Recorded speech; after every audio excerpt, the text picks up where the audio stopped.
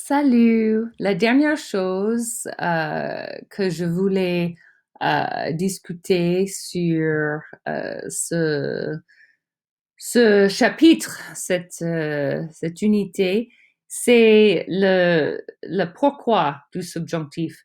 Parce que ça, c'est la clé vraiment de son utilisation et de mémoriser ou même avant de mémoriser, c'est pas la mémorisation, c'est de acquérir le concept.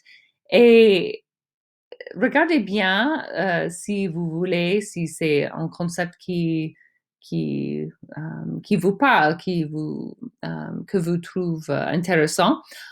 Re-regarde le vidéo que j'ai fait la semaine dernière, la semaine avant, sur tous les différents, sur toutes les expressions différentes qui prennent le subjonctif, parce que vous voyez bien le pourquoi. Okay, so the subjunctive, and in order to the real I see is the real key to the subjunctive is understanding why you even use it.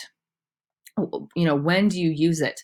Rather than just memorizing a bunch of expressions, il faut, it always uses subjunctive. Well, yeah, okay.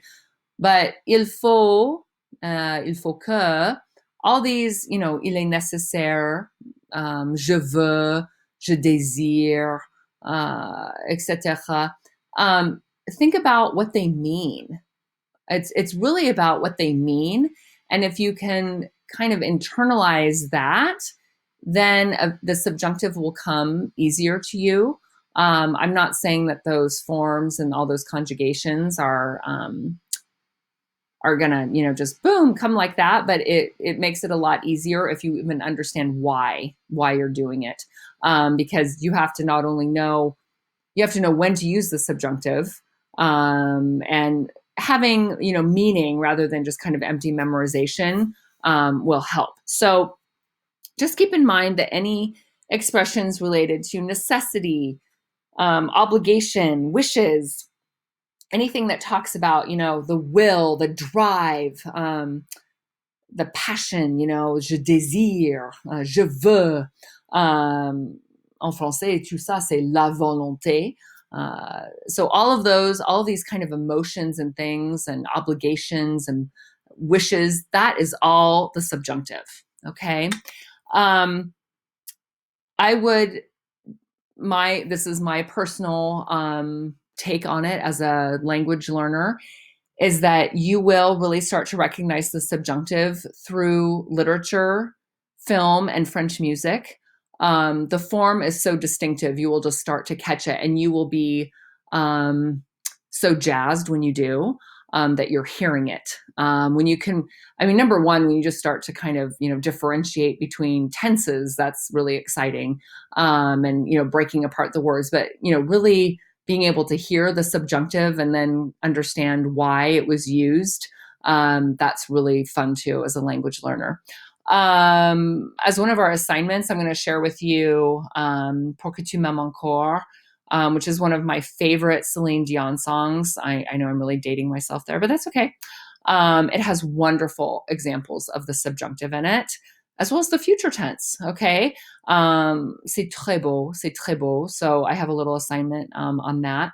I would also say to increase your vocabulary and just work on hearing these different kinds of things, use, YouTube or like the Spotify playlists, and then go and look up the lyrics. If you find a song that you like, look up the lyrics and work on it. You'll get some really interesting vocabulary that way, and it's digestible chunks. Listening, I guarantee you would rather spend hours re-listening to a song to try and figure out what it says than doing some book exercises, and it'll stick in your head better. So, they work in tandem, but you have to find the things that really speak to you and interest you to get you to dig a little deeper. And then finally, for identifying subjunctive, just really think of our focus for this entire unit and module so far this trimester. It's about giving advice, we talked about, the coronavirus, how how to stay safe, like different things people should do.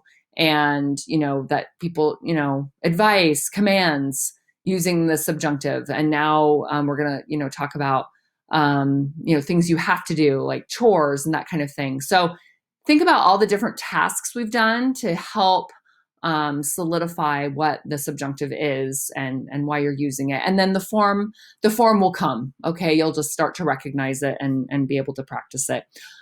Okay. Again, for the form, I really recommend just buying a verb book. If you're going to continue a conjugation book, en livre de conjugaison, si vous allez continuer avec le français, parce que vous pouvez voir toutes les formules dans un seul endroit. OK? C'est pas efficace de toujours chercher sur Internet toutes les conjugaisons.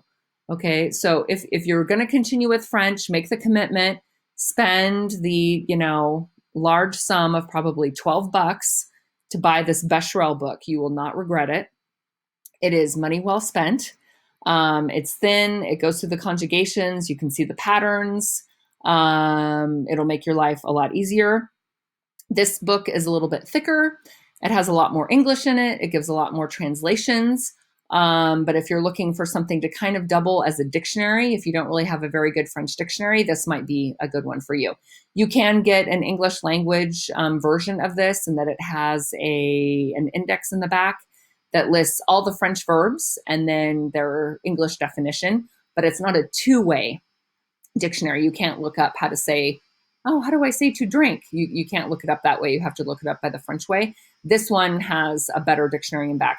I think the yellow is the newer edition of this. I've had both of these, and I think it's really just personal preference and where you're at in terms of your proficiency level, in terms of which one you would prefer. But I would definitely recommend those.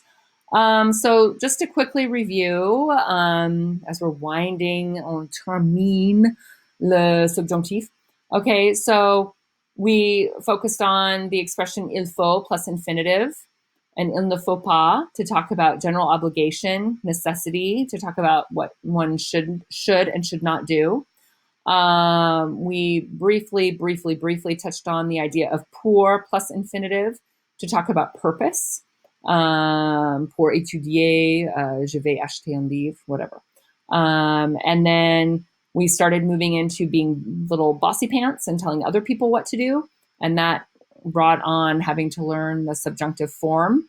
So we talked about, instead of il faut plus infinitive, we talked about il faut que plus another subject and a verb in the subjunctive mode. We talked about using the verb vouloir when you're talking about your, wishing for someone else. Je veux que tu fasses, je veux que tu fasses tes devoirs ce soir. I want you to do your homework tonight. And then I exposed you to lots of other different expressions that would take the subjunctive. My advice to you is still pick a couple that you feel like comfortable with and just practice them. Just practice using those and trying to recognize them, when you're listening to music or reading things. Okay. And then in the last part of this chapter, we just really focused on the form, like going into the irregular form, looking for patterns, kind of getting more comfortable with the patterns. And then, just going back to kind of the summary of like the pourquoi, the why of the subjunctive. This is something that you will see again. It is a more complex tense because people have and French people as well, have a very hard time remembering, maybe this makes sense, but there are so many expressions that take the subjunctive. So it can get a little overwhelming. So, you're not alone in feeling overwhelmed by that. So that's why I say just pick a couple, work with those.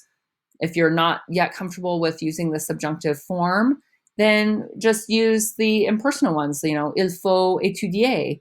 Il est nécessaire de parler français.